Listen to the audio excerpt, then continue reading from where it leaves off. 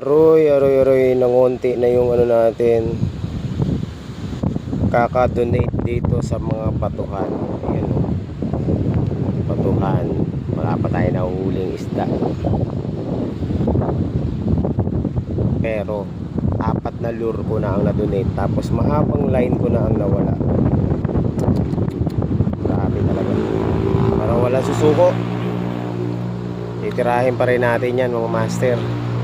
Ayan, ito tayo ngayon sa Real Infanta, Real Quezon. Fishing muna tayo. Gamit ko pala ang ating bait cast, Vanposh bait cast, Gutor Waver, ultra light, pero ginawa ko na siyang medium light dahil naputol siya. Naremedyohan ko na. Dating 8 feet naging 7 feet na lang, so hindi na siya ultra light, medium light na yung laro niya. Tapos fast action na siya. Ganda ng tubig dito.